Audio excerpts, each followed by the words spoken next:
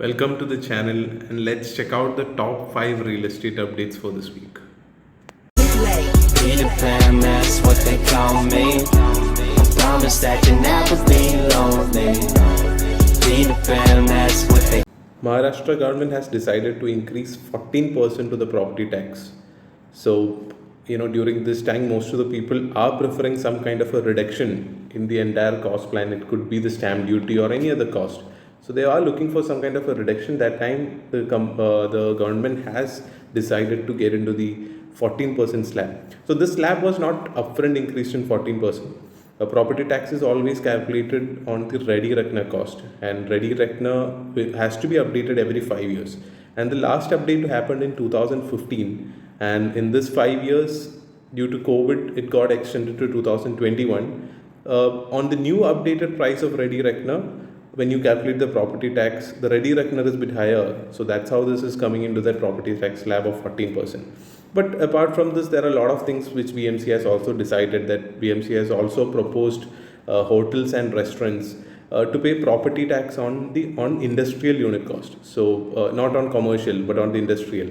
So it's a huge big relief for hotels and restaurants, because when it comes to the category of industrial property tax, it's lesser compared to commercials. RERA is actually taking a lot of concern for this issue of multiple sales, because if there are a lot of situations across India where the property is being sold by a lot of builders to multiple people. They are actually trying to raise a lot of fund by selling a single unit to a lot of people. So this scam, RERA is taking up a huge initiative, and they have requested that every sale or every registration has to be updated in RERA, or the stamp or the registration should happen on an immediate basis. So this gives a clear clarity about completing the entire documentation rather than just clinging on to the allotment letter. This will clearly give a lot of confidence to people who are doing transactions with a fear, and I'm sure that RERA would really help them out in sorting those issues. So Lakeview is associated with luxury market. If you go to any property, they always talk about a lake view, lake part. Here I'm talking about something interesting, that in Hussain Nagar, Hyderabad, there is a slum redevelopment which happened, and in that slum redevelopment, it was done by Hyderabad GHMC, and this development is all happened in 2.5 acres. There are only 2 BHKs with around 350 units in total. So this, I think the investment came to around 40 crores. And if you see the property, this property has actually been near to a lake, and the entire slum development, basically this concept was for the housing for poor, and they have come up with this beautiful view. If you check out the view, this is the slum redevelopment picture.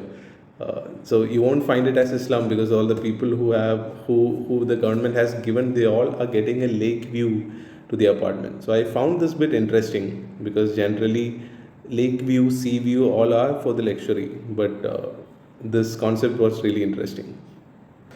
Work from home trend could damage the commercial space segment. I think the market experts say that companies and employees have not decided that how they should take up this entire concept, because a lot of uncertainty because of wave 1, wave 2. Now we are talking about wave 3. So due to this uncertainty, companies and employees, their main management has not decided whether they should invest or they should go ahead with bigger commercial spaces.